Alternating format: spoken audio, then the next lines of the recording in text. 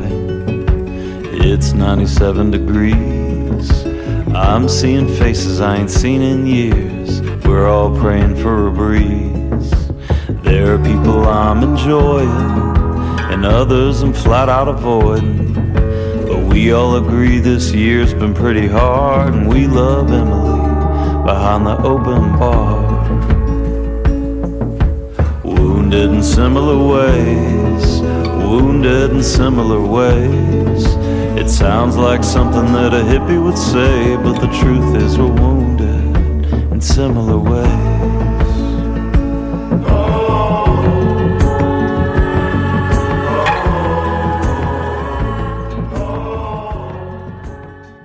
But yeah, so I'm here with Jeffrey Syler, who's got a new album out. I've been listening to that and then some of your other stuff. So I'm excited to get into it because I really enjoyed it. How old are you? What 48.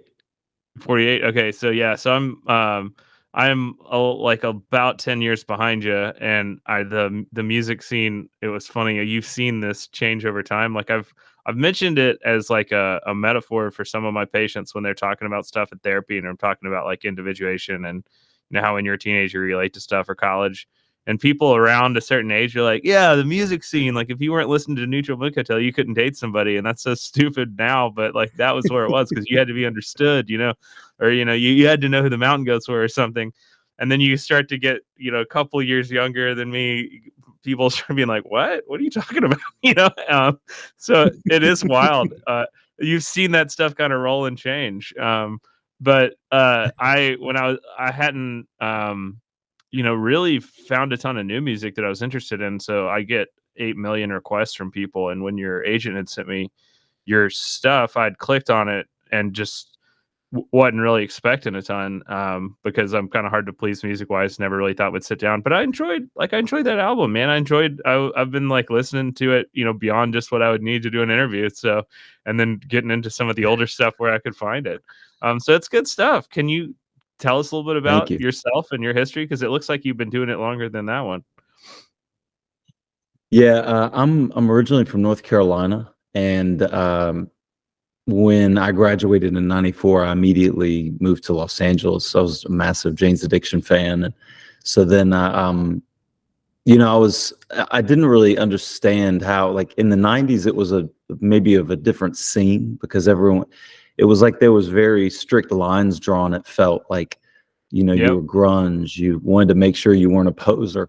And those are the kind of things that can really impede your creative growth. It's like really a fog when you're trying to find your voice. And so I did my first album. I moved back from LA to Atlanta, and I started recording in earnest.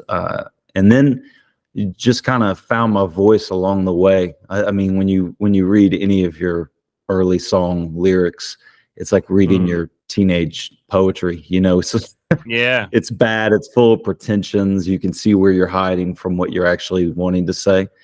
And does it help you find what you were trying to say, though, when you jump back into that stuff? Big time. I remember Mike Mills from REM.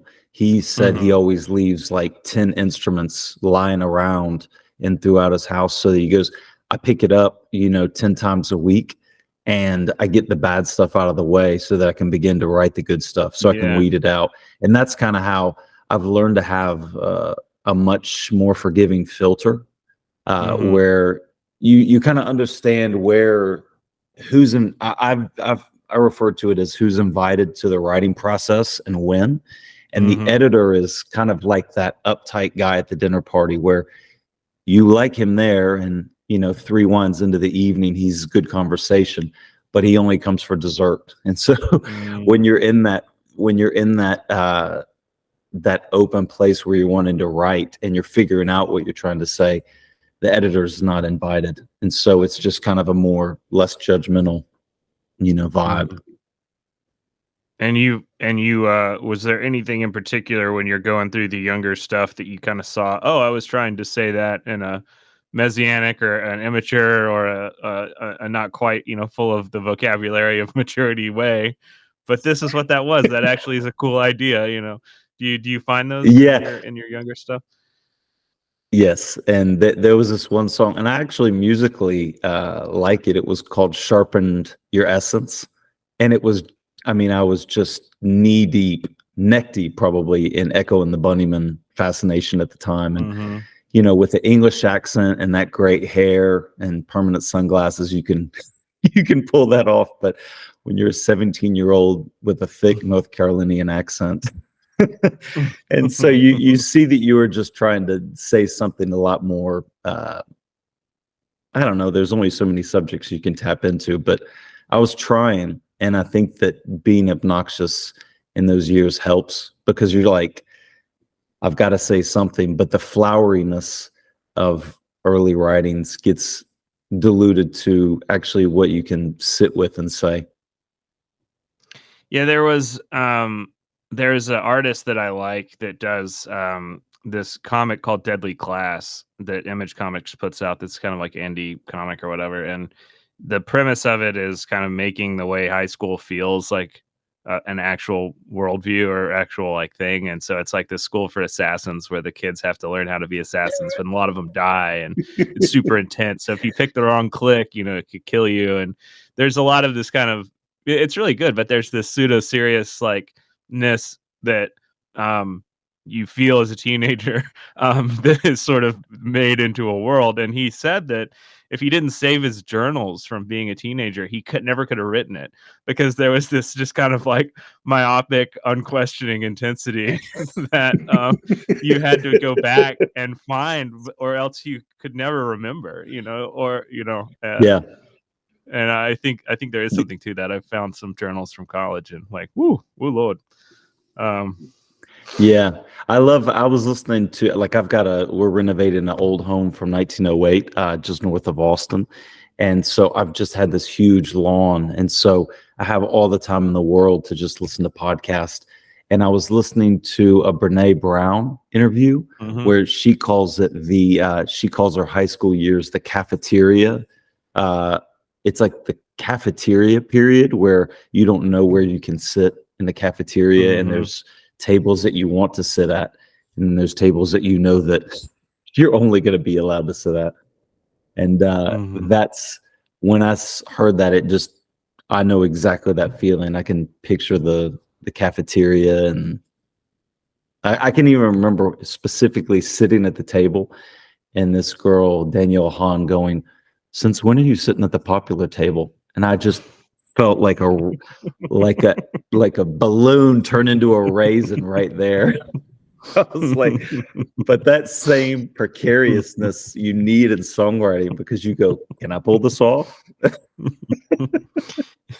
Yeah, I think I survived just by kind of playing dumb. Like, people like this table. What's so good about this table? You can have it. I think people thought I was playing dumb, and I was like, no, I'm trying to play as hard as I can. Well, so you had said that you were in LA to do music, or in LA to do what when you head down there? When I would watch videos, when I was watch videos, I didn't understand the difference between a different scene. Like, I was seeing bands all the time when I would go down to Atlanta, and it was like punk and ska and stuff like that. And I kind of always thought that whatever my experience was, it was second tier to true artist statements. And so when I saw Los Angeles, I mean, I was into the Chili Peppers and Mother's Milk and Uplift Mofo, and I kind of naively snubbed my nose when Blood Sugar came out, because they got so popular, and I was just silly. But I always thought that Los Angeles was this elevated place where, man, it's so pure, and of course you have no idea how cheesy and like that all cities can be. But when I came to LA, I just wanted to experience what that was. And yeah, I mean, that's what that. Do you know the song on the album, History Lesson Part 2, Part 3? Yeah.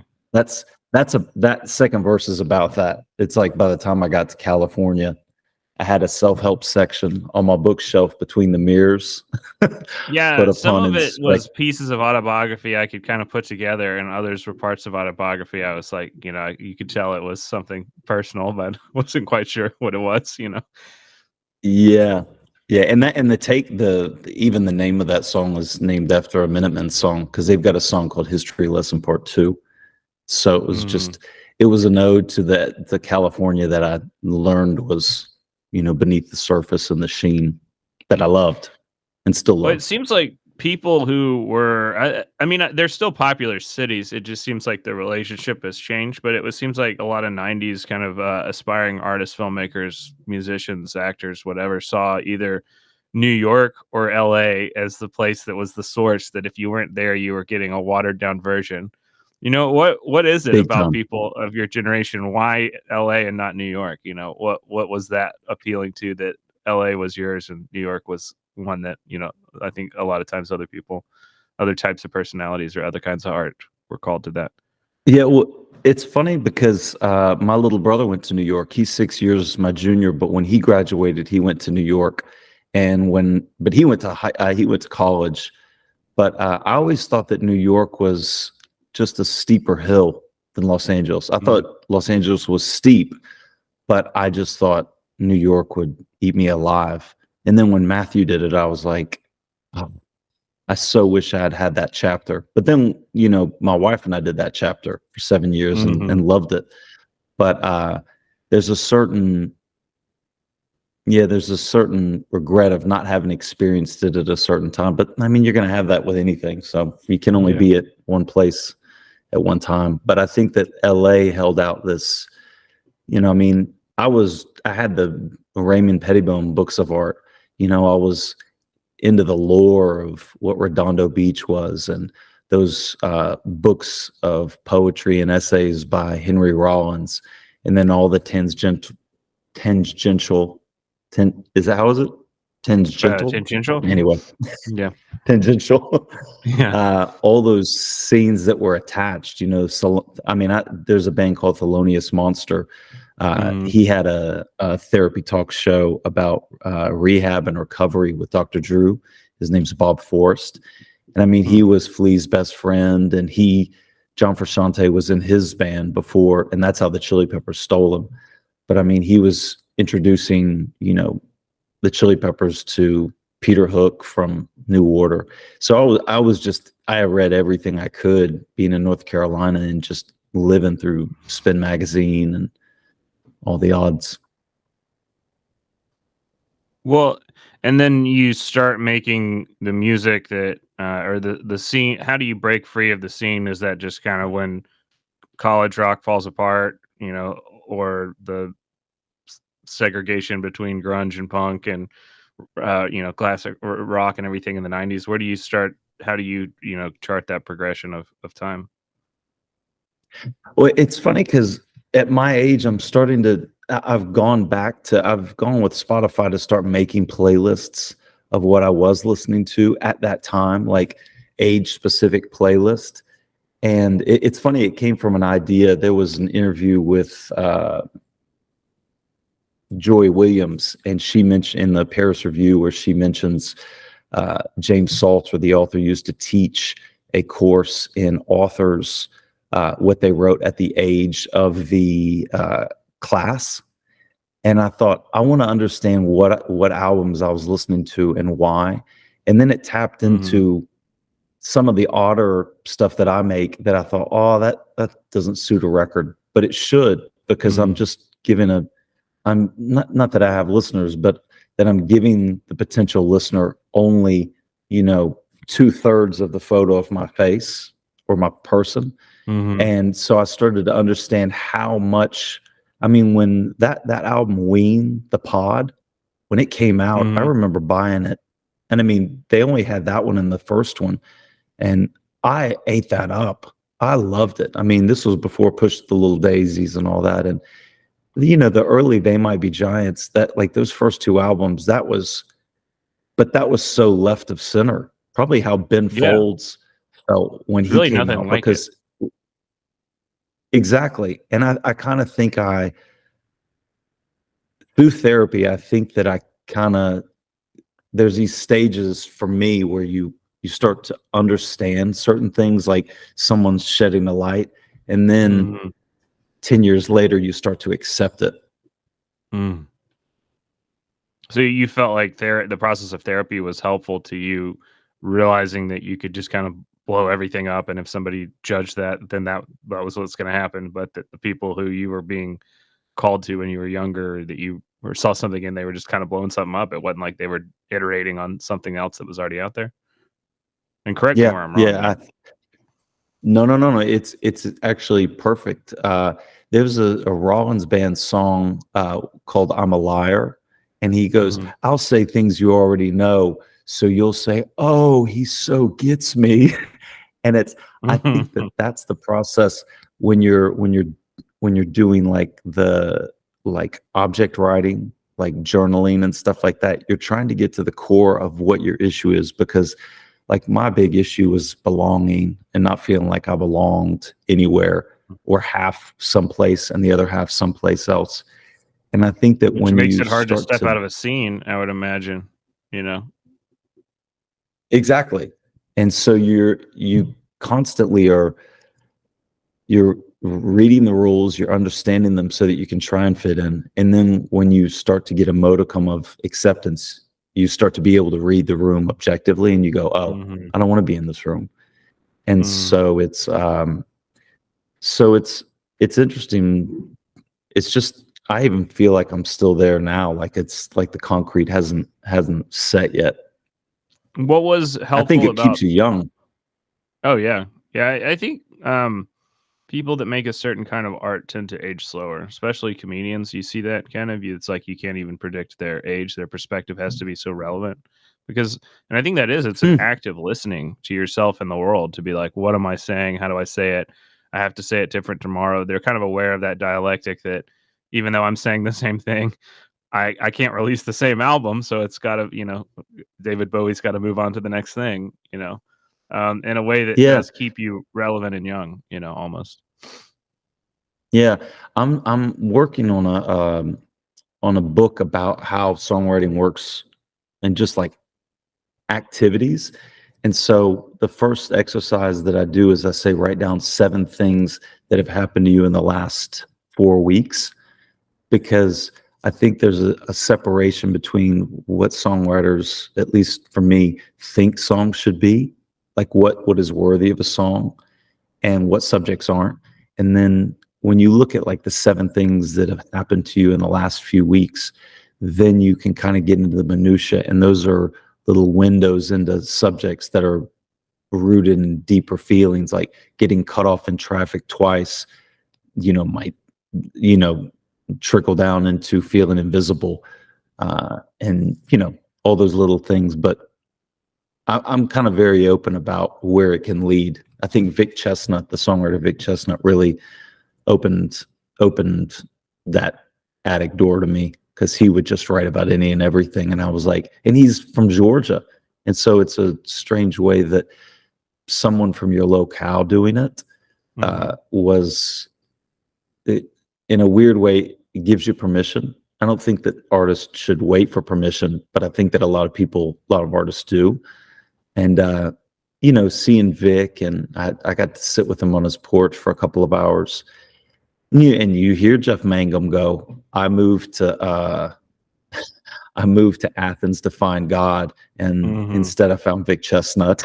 Mhm.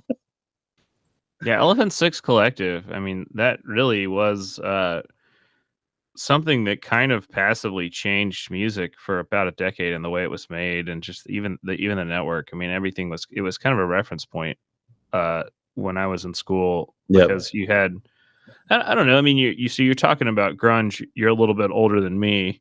It may be interesting before we get into like your style and your genre to just kind of hop through some of the kind of peaks and swells of the culture of music, especially since some of the people are younger and they may not even be aware of those movements. But I mean, I Yeah. remembered kind of Gen Xy people had to pick between a couple scenes. Like there were less scenes for them than there were for me. It was kind of like Mm. Cobain was someone you couldn't ignore, and grunge was kind of going out, it was like what everybody's older brother listened to. I mean, what was your experience with that, the post punk and all that stuff?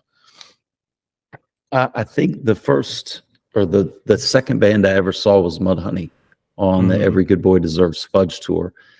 And you're almost in disbelief because when you're in North Carolina, I finally was able to get cable when I was like 15. I can remember we would watch 120 Minutes, and Smells Like Teen Spirit was debuted on that at midnight.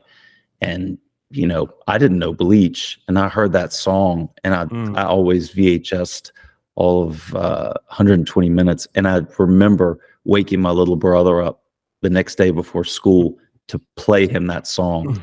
And we were both like, it was unheard of how monumental. I mean, you just felt like it ushered in that one riff. It's the power of just one idea. And it was, I think that when I'm hanging out, like a friend of mine, Honey, in Australia, she is 17, and her mom has been one of our best friends. And the context of hearing a song by like Stone Temple Pilots, it just disgusts me. Like, it just makes my stomach turn. But when you were in that age, you saw the rollout of all these bands. Like Nirvana came out, but Pearl Jam was right there. But it seemed like Stone Temple Pilots was one of those bands that the labels scurried to get their version of an Alice in Chains meets Nirvana. And when they came out, and Scott, and I was, part of the problem where I just saw people as posers, but I still stand by, like, Scott Weiland, just unacceptable. And but like, I remember when Alice in Chains, I mean, you would watch Headbangers Ball on Saturday night and Sunday night, 120 Minutes. And I remember when Wood, that very first Alice in Chains song, came out. So that was a really, really cool time, because I mean, I saw Radiohead play at Tower Records the night before the Bends came out. And there was like 60 people there. So I still think that this stuff, like, I was talking to a girl who was 18. I feel like I'm talking about teenage girls too much, but I was talking to she and her mom, and I go, I don't understand what the K-pop stuff is, and make me a playlist. And so I just dug into it, because I don't feel that I feel that the 90s tapped into something as unique as what K-pop is tapping into, as unique as, Eamon Dunes. I'm really open to just accepting that time moves on, and I love that it has. I would hate that if grunge just stayed what it was, and it just stayed as the king of the hill. I'm very happy that things move on. Well, what's interesting to me, I mean, we talk kind of about like social anthropology a lot on the podcast, and is it art, matter, and culture, or whatever. And one of the things is like, like, had Cobain lived, he probably would have just continued to change. I mean, Radiohead's still around. It doesn't sound anything like the Radiohead from the 90s, He probably would have gotten into other genres, and, he was a talented person. But I think one of the reasons why that suicide is held up as so relevant to like a generation too is it's like, boomers never really gave up any financial control still. I mean, they just statistically, they've got 80% of the country's wealth, but usually youth culture takes over. And with Gen X, it kind of skipped them, because they had these weird anomalies where the internet, everything they thought was cool was like gone by the time they graduated in this way that was kind of sad. It was like, they were like, yeah, publishing, magazines, zines, rock music, New York. And all these snot-nosed kids are using iPhones, and they don't know how to open a PDF. And so it was like, no one, we have this crazy nostalgia where the boomers are still, financially in charge. Millennials aren't doing too hot, financially, but they got the breweries with the Edison Classic light bulbs on strings, and the stomp, clap, inspirational ballad music, and like whatever they got, and they get to be nostalgic for all the stuff they grew up with. But no one's going back and like rebooting Daria, no one's like going back to Gen X-y things, and so it did kind of feel, I think, like Cobain was like their guy, that when it felt like it ended this Yeah. era. He was like the Kennedy of, I don't know Yes. if that makes Yes. sense, but so Yeah. you've got, so that happens, and then what do you have next? College rock, Modest Mouse, guitar rock kind of comes back and kind of goes away. I mean, how do you see those next couple eras of music? Well, it's funny. I saw, I think, Modest Mouse on their first time they came to Atlanta on the Lonesome Crowded West. I actually got dinner with Isaac just because I was like doing a brief interview, and then we just chatted and hung out. When You nice Modest guy? Mouse came out, yeah, very nice. Yeah, I remember he was like, "I'm living in a like a empty office. I sleep there when I'm not on tour," and I was like, "Interesting." I was like, Yeah. but I was soaking it up. But I was trying Well, he to seemed like a write a very nice and magazine. very sad person. Real interesting guy. Yeah, but I mean, I remember when they came out, they were really branded as, really ripping the Pixies off. And Mm. but I mean, everyone's harsh on everyone. I'm not subscribing to that, but I remember articles saying that, but they were great live. And ironically, of all the bands I've ever seen, I have seen Modest Mouse more than any band. And I like Modest Mouse a lot, but I have just been given more free tickets to see I don't know why. Wow. But yeah, that was good. I mean, I was at the Jeff Mangum and Neutral Milk lived in Athens, Okay. and there was and so I went to the record release show in at the 40 Watt in their hometown for In the Airplane. And Mhm. because there was a record store next to it, I don't know if it still's there, but it's called Low Yo Yo. But I think that different like sonic colors were coming to the light, like with when Neutral Milk Hotel came out within the Airplane over the sea. I was saying how like I got to go to their record release show, and you didn't know kind of what galaxy that was coming from.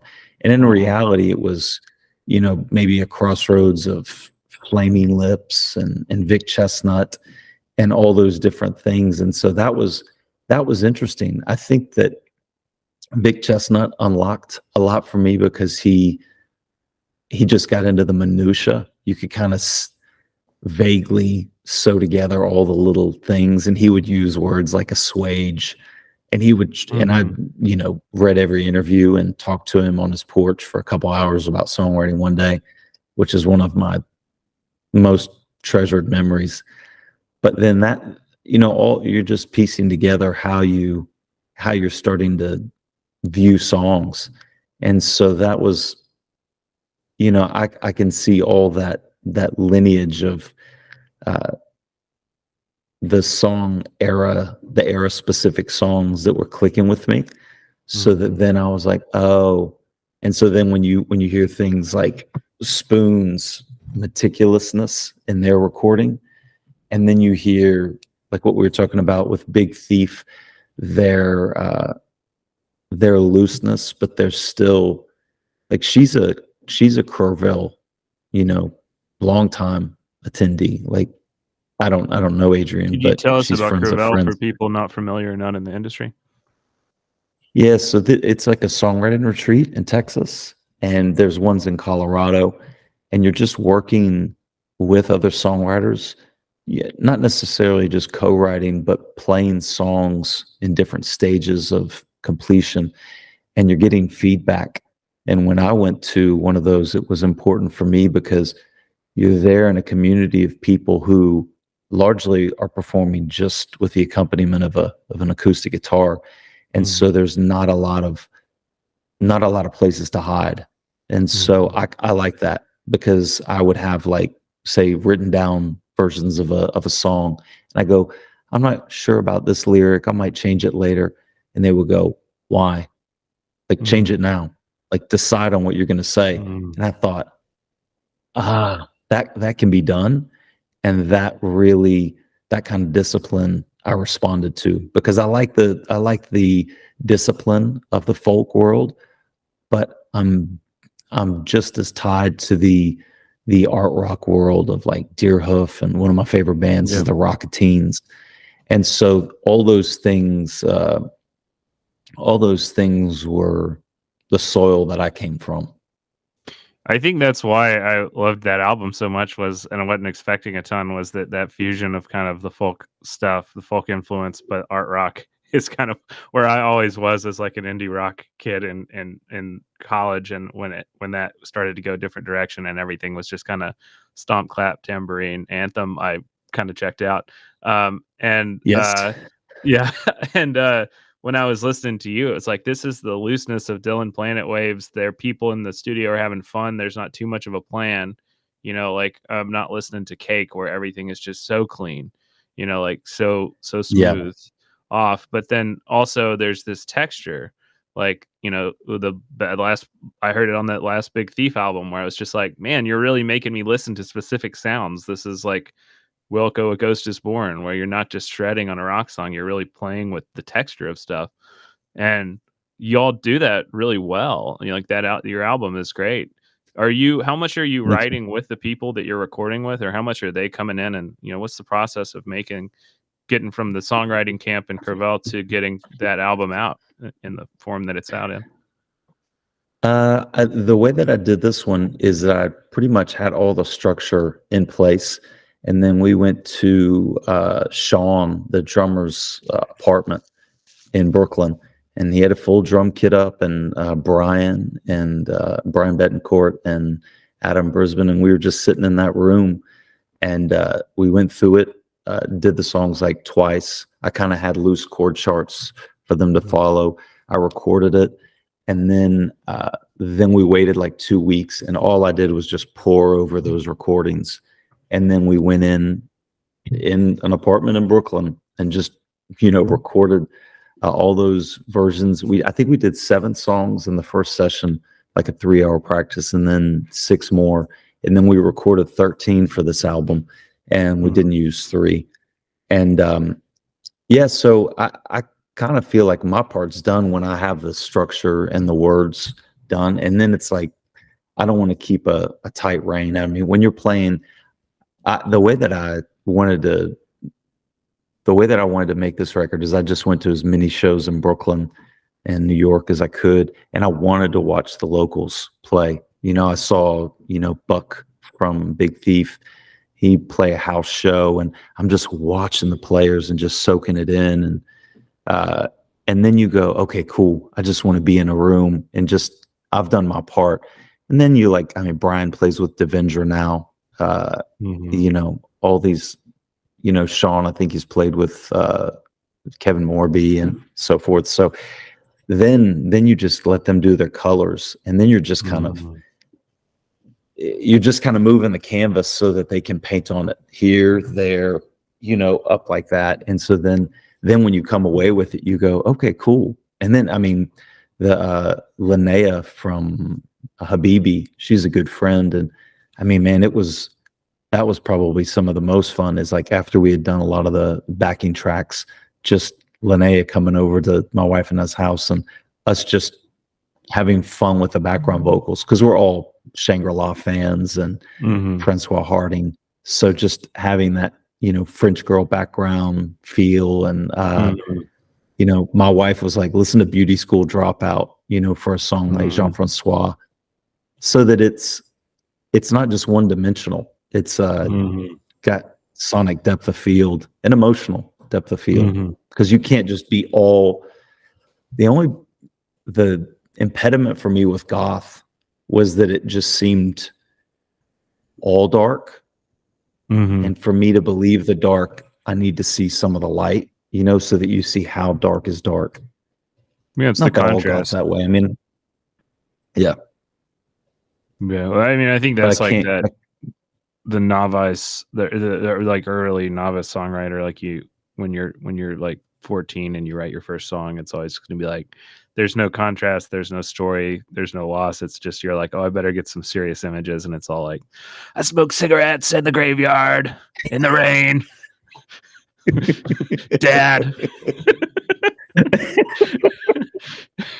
And you got to start off, like looking at the beauty of the oleander and then meditating on its poison before you smoke the cigarette in the graveyard in the rain. I love that. I love it. I was thinking when we had been emailing back and forth to schedule, you just think about therapy. And when I was in Brooklyn before we moved down to Austin, we were at this Thai place called Ugly Baby in Brooklyn. Mm-hmm. And so we were there with some friends and we were waiting on our table. And then we sit down and literally at an adjacent table is Lee Ronaldo from Sonic Youth. And I was like, because, they were I remember when Dirty came out. And so they get up to leave and I didn't want to bother them. But I walked out as they were waiting for their Uber. And I said, "Hey, Lee, my name's Jeffrey." And he goes, "Oh, hey, Jeff." And nicest guy, just the best experience. And I said, "Hey, I just wanted to tell you when I was like 16, I was like chronically depressed. And my parents made me go to see a therapist.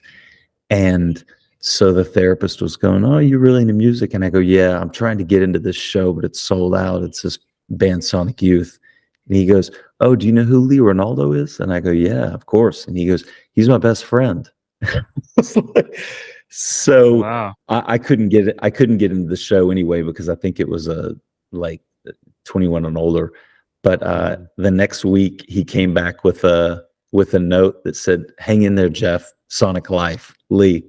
And I said, wow. that gave me it gave me chills just now because it was just like you saw these people as like everything outside of North Carolina just seemed like so far away, and to see something. And I was not like the person to have idol worship of these guys, but they were unlocking and meant so much. They were building a bridge to sanity for me, and I was like, that Lee Ronaldo would take that time. So he was like, I go, "I didn't want to bother you during dinner, but I just want to," and he's like, "I am so glad you came up." And he gave me a hug and his wife gave me a hug. It was just really touching. Yeah, that's really cool. It's neat the connections that you're able to, that you have through the music that you do. Would you say, on your album, would you say your style is kind of confessional or conversational?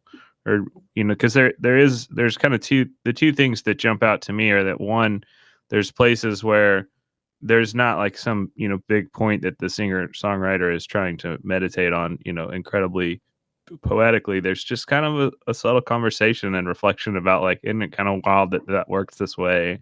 And then the moment moves on, like you're talking to the audience at a bar, And then there's also like a fixation on things that wouldn't normally be in a song, waiting in a line at a wedding and counting your drink tickets. I think the last time I heard drink tickets in a song, it was like on the Alopecia album by like Why, and which is, he kind of does the same thing, Is that something that you're aware of, or is that wrong? I don't know. No, it's definitely, I mean, it's like therapy, like when you watch Therapist on TV, they're explaining what your problem is. But with all the therapists that I've had, and I think it's like 3 or 4, I've always been underwhelmed by how much they make me reach the conclusion. And it's my understanding that that's the healthy way because they're not always going to be around. And I think I've taken that to songwriting where I'm like, this is my experience, and the specificity of the setting. Like I remember Tom Waits saying, you should always know what the weather is like in a song. And I think that you really want to let people know where the furniture is so that then they get a lay of the land and then they can reach their own conclusions because, however people are in a different seat than me. And so I'm trying to go, well, this is the view from the back seat, but you might be seeing the same landscape, but it's different for you. And well, and you're talking on the screen, but not on my audio. So I want to make sure I'm not cutting you off due to the delay. No. Yeah. there's a little bit of a delay, so I'm trying to figure out what's going on some of the time. But yeah, and I think that's like one of the reasons why writing a song in your 20s is different than writing a song in your 40s. It's like you kind of feel like you'll have something figured out, or there'll be some sort of ultimate truth at the top of the hill. By 35 ish, you're like, yeah, okay, I'm at the top of the hill. There's a couple ways down this thing, but I see where it goes. Like this is kind of, the story feels less important in a way, but then that is ultimately, I guess, what makes the story important. There's like a therapist that worked with all these famous LA actors that were like all the people that went on to be famous in the 90s and the 2000s. He's like a real old kind of Jungian guy. And he had said in an interview, I think with Mark Maron, about how like he would just tell them to bring the shadow in the room. They were trying not to be insecure. They were trying to not look at the limitations of their performance, and that made the performance flat. So he was just like, go in there and be terrified in the interview. And that's that's it. And they're like, no, but it's a confident police sergeant. And he's like, yeah, that's boring. You need to be confident as a police sergeant because you're afraid. And them taking the counterpoint to their performance made the performance work. And you kind of will do that in the songwriting a little bit, like that, the stuff that feels like a trope or silly, also being true. I mean, that wounded in similar ways, where you say like, well, it's almost like sounds like something a hippie would say, but it's also the name of the chorus of the song, but you're kind of like being your own, writing your own YouTube review there, and then responding to it in the thing in a way that becomes the song. Like that's clever. That's I don't know. I mean, what's your thought process there? In those songwriting retreats, everyone would say, cut that hippie line out. And I was like, that would be the exact line that Vic Chesnutt would keep in. And even if Vic wouldn't, I was like, that's right for me. I think that's the contrast, because that was and just as a footnote, that was a specific line. Like when we were in Imago couples therapy, that she said, Mother Nature has a way of matching us with people who are wounded in similar ways. And I was like, it's hard for me not to grab a pen, but then I would have been kicked out of it. But yeah, I think that, I want people to feel like I'm being conversational and honest with them, because I feel like now I understand how much a gift someone's full attention is to give to you. And so if you're asking them, please give me your undivided attention, then I want it to be rewarding, and I want them to go away going, I know what that, I feel like I've got a feeling. So I don't know, is that what you were saying? Or yeah, they're pretty open-ended questions. I don't know. Another question I got to ask. I'm always trying to like clean these podcasts up and get the file ready, and then it'll be 2 a.m. I got to go to sleep, and then I get up at 6 and I'm taking the kids to school and be listening to the file in the car. So I didn't realize my daughter was like listening to the podcast, but now she started to like ask for whatever, and she's 6, she doesn't know what's going on. But so she was this morning. She was like, I want to listen to the podcast, and I was like, no, we can listen to your music. We don't have to do that. And she asked who the next person was, and I said I was seeing somebody who was it wasn't just a musician; they were a singer, a songwriter, and a musician, like Taylor Swift, because that was the comparison that she understood. Yeah. And I asked if she had a question, and she said, yeah, if you want to just write songs and sing them to people, how do you get money? So I said I would ask that question of you. Yeah. And which it was also going to be one of my questions, because we talk about the history of the industry artistically. Well, a ton of the industry financially is totally different. I mean, the streaming service thing has kind of made everybody be permanently on tour if they want to make money. Eventbrite is your option. The idea of, I mean, there's still some hipster record store holdouts, but if you are going to try and pursue it professionally, the landscape is different. I mean, can you say anything about that, or how you navigate that? Yeah, it's obviously not, there's no science or recipe or formula, but it makes me think of that thing that I read that Kim Gordon said, where she said, I've been amazed in my whole career as a musician how much money people will pay to watch someone on stage who believes in themselves. And I think that also Paul Westerberg said, if you aim for their wallet, you'll miss their heart by a mile. So I think that all those, and you're talking about two of the best musicians and songwriters in the past 40 years. So I think that you just have to accept that if you're going to be completely yourself, that audience might have a limit because maybe you're a niche artist. I mean, Daniel Johnson, when he was around, he certainly wasn't for everyone, but when he spoke to people, he spoke so acutely. And so I think that your idea of money is also needs to be tied to realistic expectations, because if you are down to only be honest, then you are going to find the right people, and every dollar that they spend is going to feel like $1 million, because you're going to they will have accepted you for you. And so money becomes a very nice thing in that setting. I mean, when you see people support Dave Bazan when he needs to buy a van, then you go, that is his tribe going, that's their way of saying thank you. So I'm very interested in money in that way, because if I can create art because of that, I mean, it's like I got paid for working at a pizzeria, because I worked hard. And if I work hard at being honest and being vulnerable, then if that's rewarded commiserately by the right people, then I'm all for it. And it just, that comes with time, Well, and I think the cultural space that music fills, it's coming back as one of the only outlets for authentic, not celebrity, but like authentic public persona. YouTube and everything was kind of conceived of as, well, everybody will have a voice, and it won't. What is it that Andy Warhol had said, that everybody in the future will have their 15 minutes of fame. There won't be celebrity. As these cameras shrink and all that.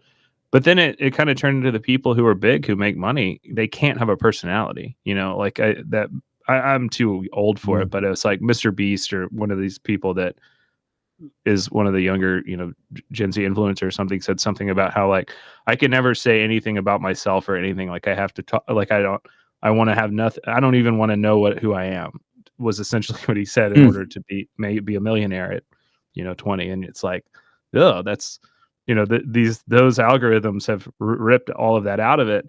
And, I think politics used to be something that people kind of saw. I mean, it's arguably largely been fake in my lifetime, but I mean, no one even is sort of pretending that right left is not just a performance. It looks weirder and faker than it ever has. And I think singer, songwriter, musician, I mean, there's kind of a rap feud going on right now. It seems like one of the only places where you can see a real authentic person doing a thing in any kind of part of our culture now. I don't know if you feel that or in dialogue with that, but it does seem like a trend. And I think that it was gobsmacking that when Kendrick wrote that verse just about to Drake's son, I was like, whoa, because that is so it's so it made me feel strongly, it made me feel strongly that is such a stance. And it's like Jeff Koons, it's like art, it's like going, whoa, that is hard.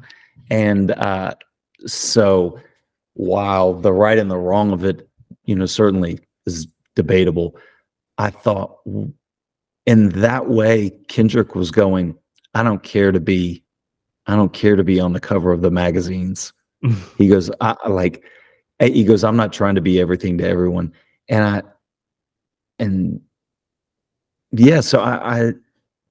it really is interesting how the more you lean into yourself, it's also a risky thing, because you can become self-indulgent, lose objectivity.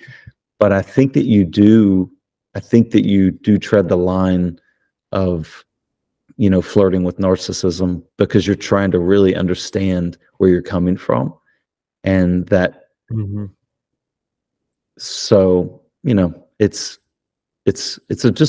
a balance, and it's a balance that, it's like you can tread a tightrope when you're young and thin, but then when you get older and you've got weight and you don't have as good a balance and you're on a tightrope, it's a different occupation.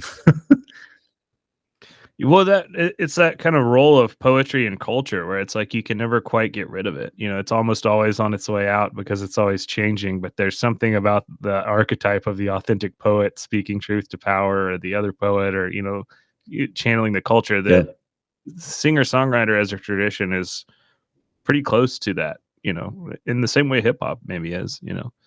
How do you're creating your own radio station where people go, well, I'm not always tuning into 88.5, but I feel like 88.5 right now. And that's each of our, as songwriters, that's our radio station.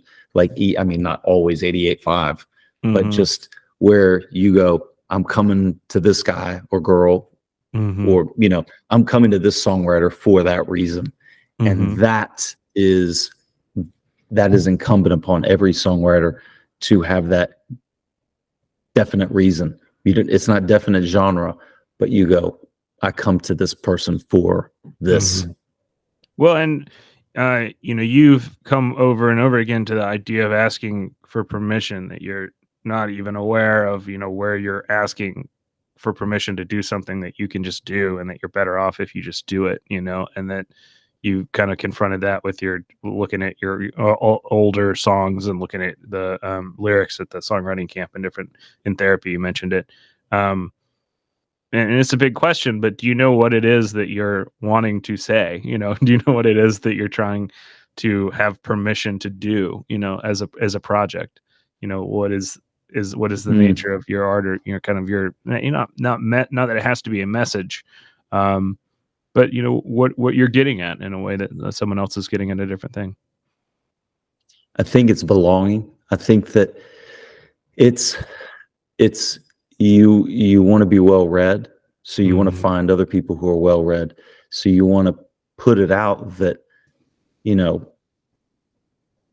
want to put it out there that I want to have a beer or coffee with people who are well read. I want to be in that company. But then you go, well, am I being pretentious when I throw out that magnet of being well read? And so it's constantly like you get that I have many leather-bound books vibe that, a lot of YouTube also people type. I guess moleskins are good enough for you. Yeah.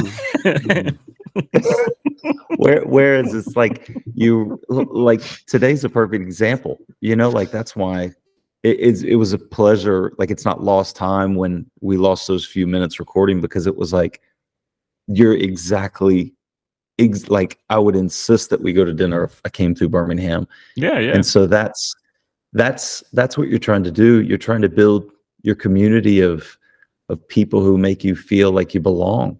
And I think that you can be insecure because you can, the more honest and vulnerable you be, the brighter your light shines. Like that it's so, and it's a threat in some ways. People hear something that they want to call, well, I think that vulnerability and authenticity is what other people are going to attack as pretentious, and as an artist, you're always vulnerable and insecure that is pretension, that it isn't really real, that it's somehow a performance of the self and not the real self. And so, is this actually how I feel? Yeah. And so you have to get over that fear of, you're going to get that message. There's somebody in the room that's going to say, who are you to say that? Do you have a right to say that? You're not really saying that. You got this from somewhere else. It isn't yours. I mean, that's just going to be the voice of the critic at some point, and you have to have some kind of greater principle of faith or self that takes you through that before you can really get it out. I think I work with a lot of artists in different professions, and even, business can be an art in a certain way. Sometimes, people authentic, I just work in that process of self and development. And that's kind of the pattern I see over and over again, is that people kind of weigh the pros and cons. And when they get to a place where they're like, yeah, of course they're going to say that, and I don't care. That's when the thing hits, and all of a sudden lightning strikes, and you've got the next thing. Like, yeah, and it's a weird sentiment, but it's like you're doing something right when you've got haters, because you are provoking a reaction, and I think that as long as you're not doing it to get a reaction, then the reaction's okay. But if you're doing it to get a reaction, maybe it's because you are reacting. And if you're reacting and you're making sense of why you reacted, that's an idea. But if you're saying something, I mean, not that reacting isn't just as authentic, because I mean, we're all reacting to, one thing or another, but it's just interesting, the pursuit of how we go about, why would you put yourself through all this art? Like the amount of fights, my wife and I've had about money spent on creating art, and the amount of shows that I've played that no one came to, and the amount of hours that I spend at 6 a.m. fine-tuning the lyric for, like, there was a song on this album that didn't make it, and I bet you I went through 40 different versions of lyrics, not minor changes, significant changes. And at that point, you're like, I'm doing something wrong because I'm trying to make it perfect. And I mean, I don't know who said it, but it's like no art is ever completed. It's just abandoned. So, yeah. Or what is it? I think, was it Da Vinci that it was about stone carving? Said it like it just stopped in nice places or something. Ooh, I like that. Yeah, that's good. Yeah, that's very good. That you're never finished. Yeah, I mean, is there anything about the album that we haven't gotten into as far as lyrics? I mean, you've got to just kind of walk through every song lyric by lyric seems like maybe not a fair thing to ask the artist in an interview, but like, are there places that you want to talk about that the songs are all very different, but they hang together. I'm glad that somebody's still making albums, as a project. Thank you. I think that, I mean, there's a lyric in Heart Decides where it says, where it's something about so-and-so was in love with so-and-so, and so on, like A was in love with B and B was in love with C, but C was in love with himself. And that was the sentiment that launched that whole thing. And it was just about these three people in Australia when I lived down in Sydney for 10 years. And so then I took that sentiment, and just that one sentiment was just the piece of sand in the oyster. And I just let it, what is it? Gestulate over time. I just let it become what it needed to become. And then I tried to tie it in. I do a lot of object writing, like journaling just about a sentiment, just to find out where I stand, what it is about that sentiment that rings my bell. But that, stuff like that, it's interesting how you put an album in chronological order, because you're really getting to know someone in a certain order. And in that way, I wish I wouldn't have put the first song first, like let somebody in first. I wish I would have, like with that song, I initially wrote that song like Glad Girls from God Above Voices isolation drills. And it was like, instead of let somebody in, it was like everyone gets in. And it was like a club where everyone, it keeps, like the club expands, and there was the bouncers were like, everyone gets in. It was like probably about belonging. But then I was like, I don't know. But I wanted it to be between that, and then between that and John Prine's Way Down off, it's off the White album with the drawing on it, the white, and anyway, but, yeah, Grown Man. I was shaving one day, and that actually happened, that I made a joke that I thought was subtle. He said modestly, and my wife laughed. And I thought I could, and I said, I could never be married to someone stupid. And she was like, it's not easy. Mm. So yeah, I'm trying to draw from the stuff. I wish I wouldn't have, I chickened out. I didn't say stupid. I said foolish. And I thought stupid lands with such a thud, but I wish I would have said that. So yeah. Well, I mean, I think when the ball gets rolling, the regrets from the last album become the next album, and then there's sort of when Yeah. you're really in touch with an artistic project. I mean, one of the through lines I see with creatives is that you're never happy, but you're never unhappy because you're working on it. But also the thing that you're doing right now, you don't really care about because it's done, and the faults with it or the thing it failed to say right become the next thing, and there's this momentum to it. It's like the piston and the train engine, that's kind of always going backwards and forwards, but you're never quite done for the process. And that's why I love every time I go to dinner, I try and take a photo of everyone that was there. And it's like, it's not going to be a perfect photo. Like someone's always going to be unhappy about, how they looked in it, but that's a song. You're just capturing something in time. It's not definitive. That I think a lot of people go, oh, not a lot of people. I think that I used to think one song is going to define this one subject, and it doesn't. It describes an aspect of a subject, but no 1 4-minute, 6-minute song is going to encapsulate exactly how you feel about one subject.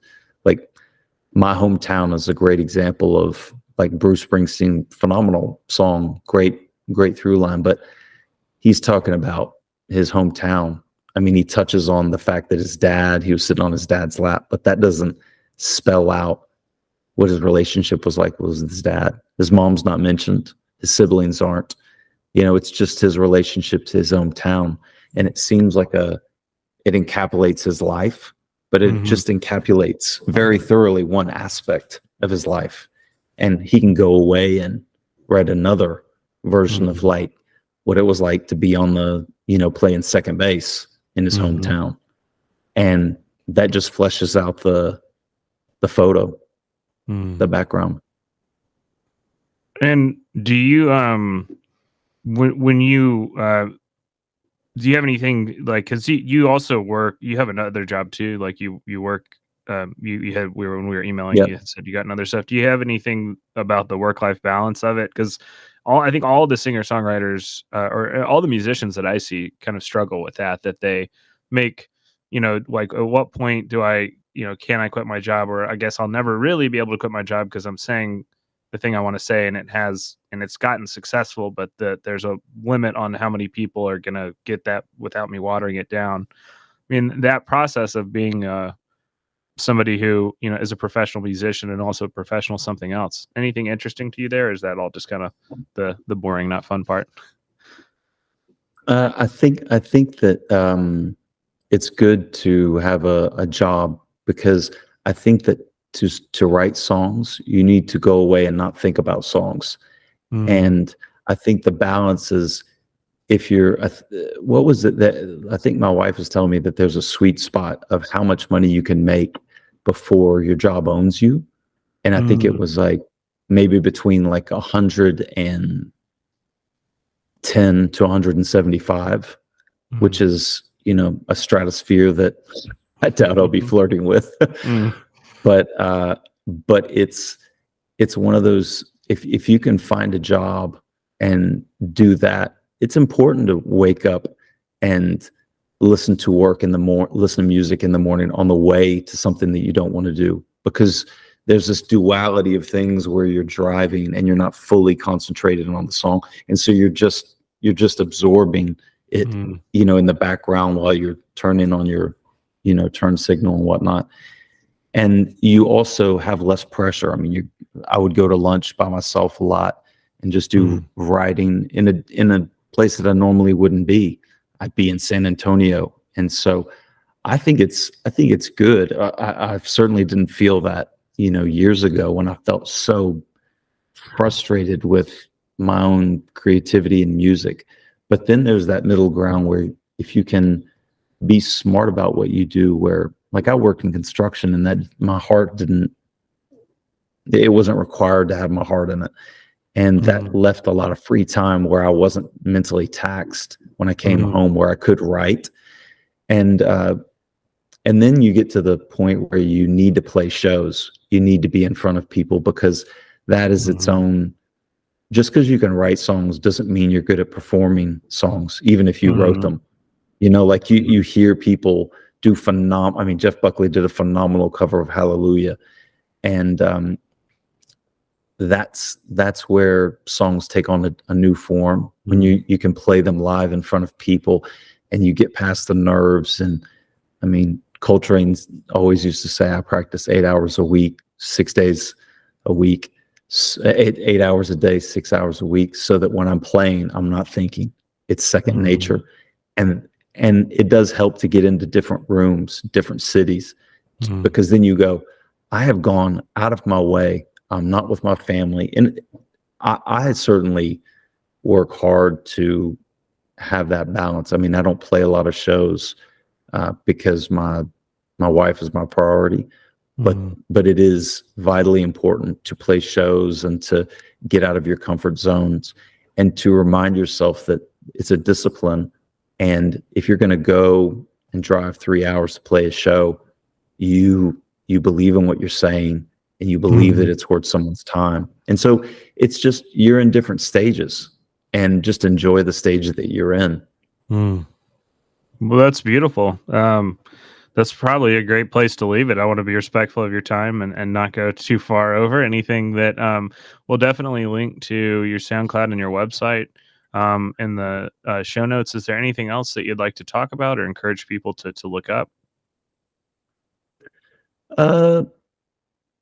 No, I think it's nice. The only thing I'd say is, because this is about like therapy, like the premise of your podcast, which well, is it phenomenal. kind of becomes the psychology of weird stuff, which is sort of I just didn't have it in my I had no ability to have a podcast where once a week I was like, here's the 10 mindfulness tips to, we're talking about art and design, and peeling the meat off your soul and talking directly to God and all of the strange mystical things out there. So that's kind of our niche. It's funny that you can get to something directly in an indirect way. Like I'm editing my own podcast that I'm about to be coming out with, called Talking Singles, Drinking Doubles, where it's you're talking about a single piece of art, whether it be a single song or a single painting or even a single approach, as a window into how one individual piece of art works. And so that's why it meant a lot, Joel, when you said like you like the songs, but they're all different, because like the album's out now on Spotify, but I'm going to be still releasing the songs individually with their own artwork, because I want people to see each individual piece stand alone, so that you go, if you walked in and you heard this song, would you go, that's my guy? Because that's how lines stand. And so I think it's cool the way that you do it, because it lets it take its own shape, but the conversation, but it's just the importance of saying what you want to say in one thing, and how that drills down to therapy or acceptance. Yeah. Did you, was there anything in your history with therapy that was kind of interesting to you, or even as a question, or an open-ended, just as a conversation? Because I think, a part of my project with this and probably with Taproot is to kind of reclaim psychology as this part of life and art and growth and design. And like, yes, we do state-of-the-art trauma treatment. We do a lot of things that you cannot get anywhere else in the state of Alabama, but that you don't have to be a wounded, hurt puppy to go to therapy. It's not like, oh, there's something wrong with you, come here, and I want, even, there's nothing wrong with you if you're traumatized, and kind of letting us see the humanity. Maybe I can't get rid of the liberal arts education, but in music and psychology and the artists that are and architects and all of that stuff. And I think when you lose that, there's a problem. Yeah. Go ahead. Yeah. Yeah. My friend Sally, her mom has been in therapy her whole life. Mm-hmm. And then Sally goes, I just feel like going for a tune-up, Mm-hmm. like a 3 or 4 months just to work through things. And that's how I would view it. Like financially, if we got more on our feet, I'd like to. When we went into imago therapy, it was good because you have another person keeping you honest. Mm-hmm. And it's so interesting if you feel you're open to hearing hard truths about yourself. Boy, that accelerates your growth, because then you're going, this person, you're perceiving it this way, but that's not the way it was. And I mean, I'm so fortunate because my wife is such an objective and positive uh, influence and thinker on my life, and very leads with her heart and cares. Mm-hmm. And so, I think that I think that having a clear mind, I think it opened my eyes, where when you go to therapy, you don't come out necessarily happy. You Mm-hmm. come out with a clearer mind, and your expectations on life are a lot more realistic. And it doesn't I mean think that the it's things that grief. The triggered you. growth is grief. You're really accepting Yeah. something that you wish was not there, but it is there. And your emotional reactions to it are not helping you make it disappear, because it's life. And somebody who says, hey, Yeah. this is not going to go away, but you can become bigger than that, is something that too much therapy has steered away from doing. And it made people dependent Yeah. on the therapists, and it made therapy more Mm. simplistic and mechanistic than it should be, I think. Yeah. And even if therapy just sets you 50% more free, Mm-hmm. when do you think would be the right time to get that 50% back? Yeah. Yeah. So You're in Austin right now? Is that right? yeah. Yeah. Yeah, Yeah. emotional transformation therapies, that's like one of the only places that you can get it consistently, ETT. Hmm. And then brain Okay. I'll spotting look it is up. also another one that we do. But they sound cranky as hell. Like, I wouldn't have believed any of it if I hadn't done it. And then, now, like, I'm so fascinated by the science, just because it took months for me to just be like, all right, this thing works. This is 100% replicatable.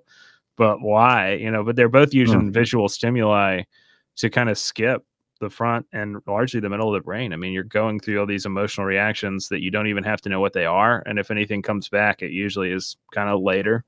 It more is a felt thing, Mm. and then the memory comes back later. But Like artists an and creatives, aftershock? they're both different. ETT uses three things, like really specific. There's these machines that make really specific color and light blink rate frequencies, and then the direction of the light on the pupil to do something to the occipital. And then brain spotting uses eye position.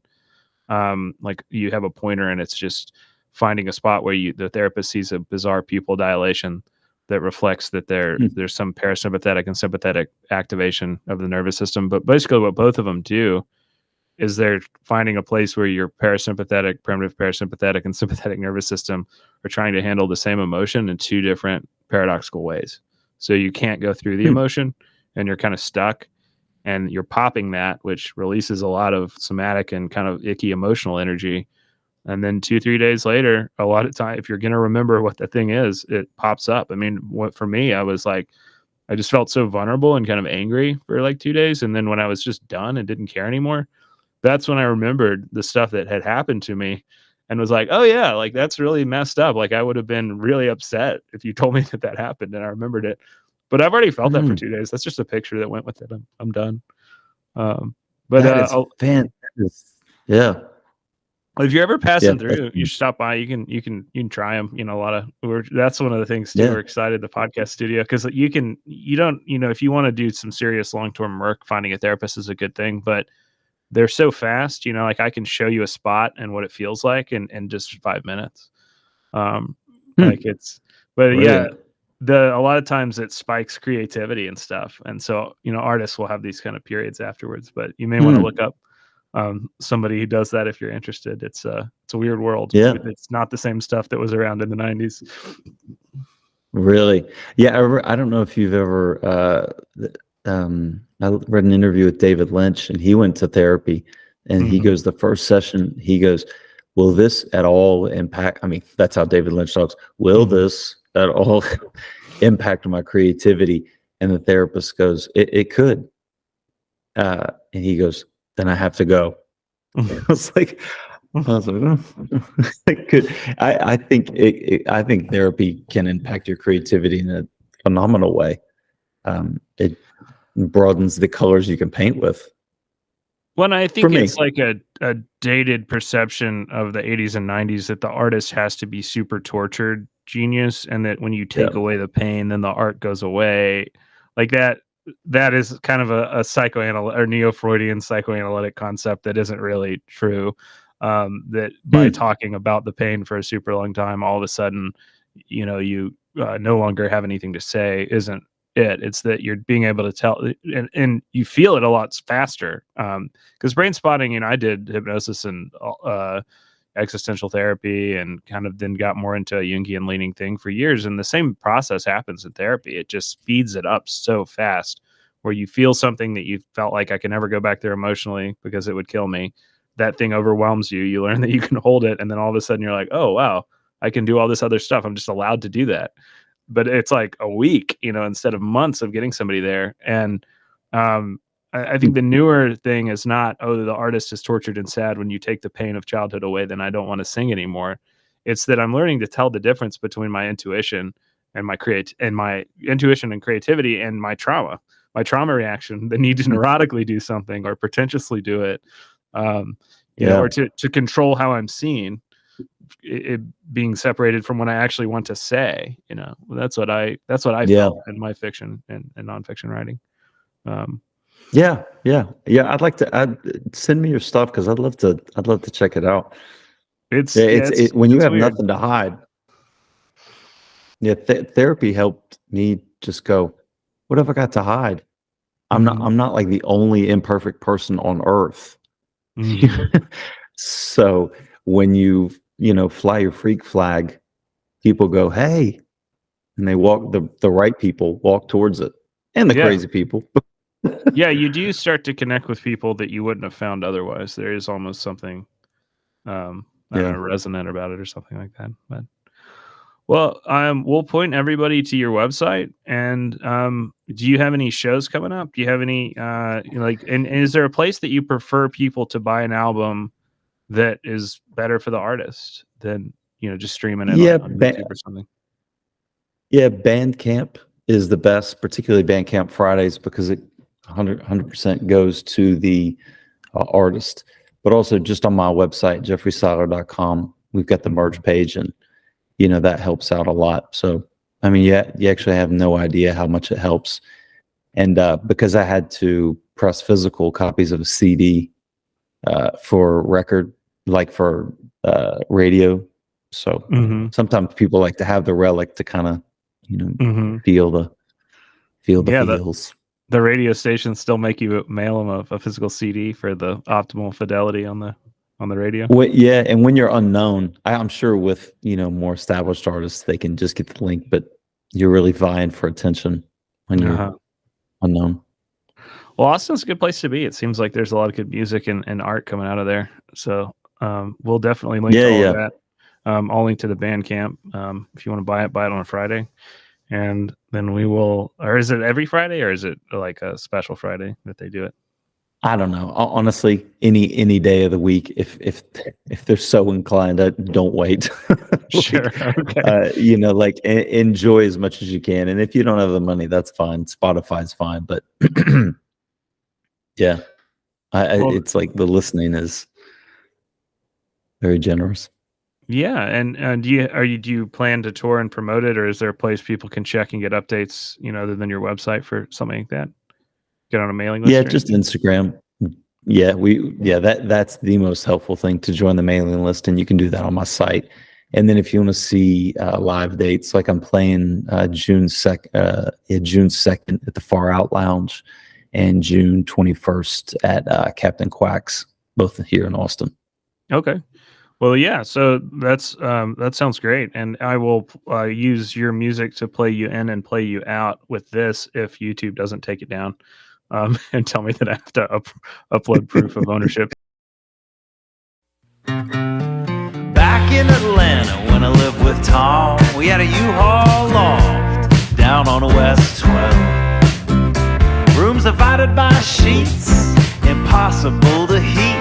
Man or Astroman would play upstairs, and we had all you could need.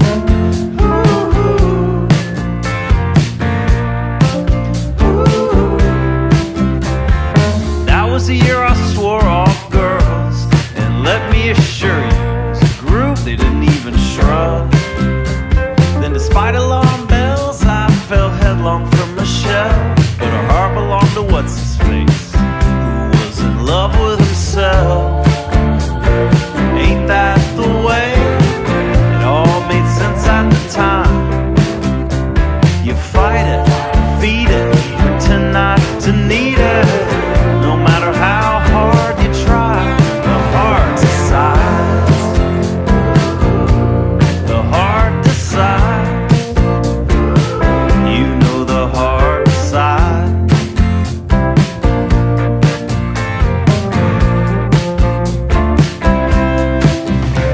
By the time I got to California, had a self-help section of my bookshelf between the mirrors. But upon inspection, while they glowed in their reflection, not even a page was dog-eared. Which of course is when you find real love, the perfect excuse to put everything else on hold. The irony they say is we could have been healing each other's pain, but wasted those first 10 years, pulling and pushing away. Ain't that the way? It all made sense at the time. You fight it, feed it, pretend not to need it. No matter how hard you try, the heart decides. The heart decides. You know the heart decides.